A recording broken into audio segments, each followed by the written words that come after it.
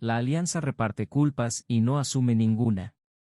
Incapaces de practicar la autocrítica y reconocer sus errores, los tres dirigentes de la Alianza Va por México recurrieron ayer a pretextos y justificaciones para no asumir responsabilidad en la derrota del Estado de México. Los tres culparon al gobernador Alfredo del Mazo, por no haber hecho lo que le correspondía hacer, dijo el panista Marco Cortés, por su acción omisa, y la percepción de que estaba entregada la plaza de antemano y ya había arreglo, acusó Jesús Zambrano del PRD. Pero el más duro contra Del Mazo fue Alejandro Moreno, del Tricolor. El gobernador le dio la espalda a la militancia priista y eso está a los ojos de todos.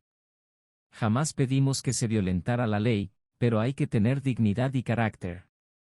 Si necesitaba carácter, yo le hubiera prestado un poco. Y ya entrados en el reparto de las culpas y la negación de sus fallas, también acusaron fraude en voz del priista Alejandro Moreno. Lo que sí tenemos que señalar es que el resultado de la elección del Estado de México es producto fraudulento de una operación de Estado.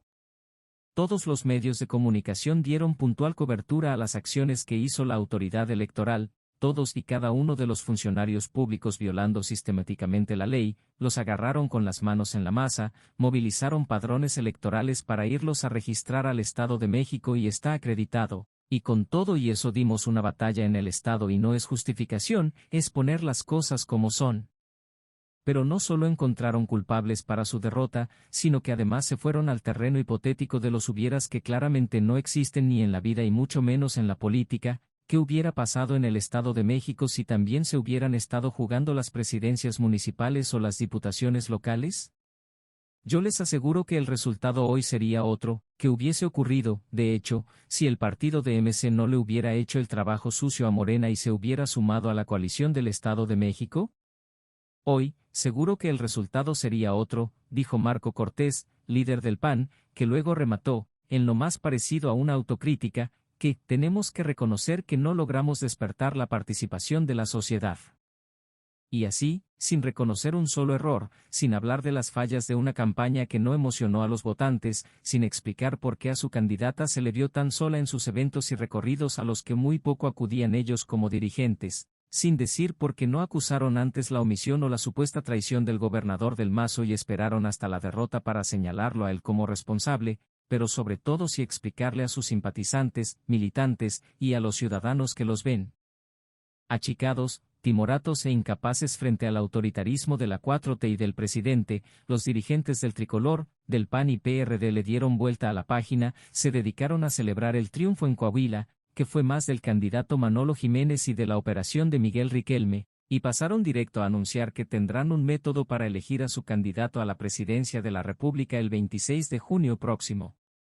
Fue como si con su conferencia de prensa conjunta de ayer lunes, los tres líderes de la oposición hayan decidido rápidamente sacudirse culpas y responsabilidades y ocultar el innegable fracaso mexiquense para sus tres fuerzas políticas, tanto en lo individual como en su alianza. Porque el revolucionario institucional pierde por primera vez en la historia su último bastión superado ampliamente por más de 8 puntos y por 436,000 votos de Morena. El PAN se estanca en su misma votación del 2017 cuando sacó 682,000 votos contra 701,000 del domingo con un padrón más grande, y el PRD de plano está muy cerca de perder su registro local en el Edomex con su 2.9% de la votación que no alcanzó el 3% de ley. ¿De todo eso también tuvo la culpa del Mazo? La realidad es que, si bien en Coahuila pudieron festejar un triunfo que ya dijimos es más del candidato y del gobernador que fueron los encargados directos de la campaña, lo único que podrían sacar como positivo en la Alianza Va por México es que la elección coahuilense exhibió claramente que Morena, como partido solo y sin sus aliados, pierde fuerzas y ya no resulta tan invencible. Es decir, que las rupturas, ya sea internas o con sus aliados, son la kriptonita para López Obrador y su partido, pero eso es algo que ni siquiera es mérito de la oposición ni depende de ellos que pueda ocurrir o no en los comicios de 2024. Después de ver y escuchar ayer los discursos de los tres dirigentes de Va por México, con sus discursos justificatorios, su nulo sentido de autocrítica y su repartición de culpas, no solo preocupó todavía más que los resultados del domingo, porque si así quieren convencer a los mexicanos de que pueden volver a gobernar a este país y ser una opción al autoritarismo destructor y dispendioso de AMLO, la verdad es que hoy no convencen ni a sus propias familias. La oposición política en México, con todo y su alianza que presumen, fortachona, cada vez se parecen más al partido moderado de la República de Arepa, ese con el que el gran Jorge Ibargüengoitia realizó su magistral parodia del México de la dictadura priista en su novela Maten al León. Así de ingenuos, así de torpes y así también de simuladores, haciendo como que combatían al dictador Manuel Belaúnzarán, cuando se la pasaban tramando conspiraciones burdas y saliéndose de las sesiones del Congreso porque tienen que ir a un sepelio, mientras la mayoría oficial aprueba leyes reeleccionistas. Al menos los bobos del Partido Moderado tenían a su candidato Jorge Cusirak, que llegó del extranjero en su propio avión y fascinó al pueblo, pero la alianza opositora en México ni siquiera a eso llegan. ¿Qué tan contento amaneció ayer López Obrador, tras los resultados electorales del domingo, que no solo empezó su mañanera cantando una ronda infantil, Buenos días su señoría, Matatero Terolán, sino que por la noche, la presidencia informó que, cosa rarísima en él, el mandatario salió a cenar, con amigos y compañeros, en el restaurante, El Mayor, del centro histórico. A eso de las 8 de la noche, los reporteros que cubren la fuente presidencial se sorprendieron al ver salir al presidente caminando para dirigirse al convivio que se dio tras los comicios de Edomex y Coahuila.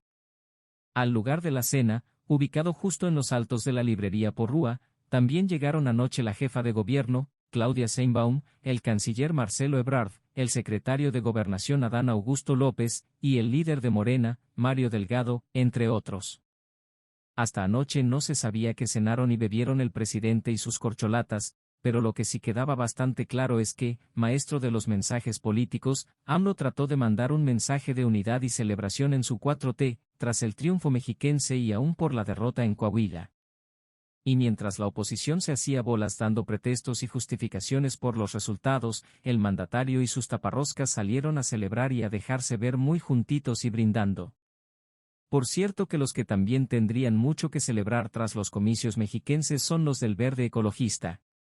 El crecimiento que tuvieron en su votación el domingo en el Edomex es impresionante, pues alcanzaron el 10% de la votación estatal con 624.392 votos, apenas 1% abajo del PAN que solo tuvo 77.000 votos más que ellos, y con más de 160.000 votos por arriba del PT que se quedó con 460.000 votos. Con esa votación en la estratégica elección, más el 6% que tuvo el que fuera su candidato desconocido de último momento en Coahuila, Lenín Moreno, está claro que los verdes se reposicionan y podrán negociar mejor los términos de su alianza con Morena para el 2024. Así que si antes del domingo el himno de batalla del verde ya era el clásico de Agustín Lara, Vende caro tu amor, aventurera, ahora podría ser Vende aún más caro tu amor, aventurera. Los dados mandaron serpiente doble. Descenso obligado. Salvador García Soto. El Universal.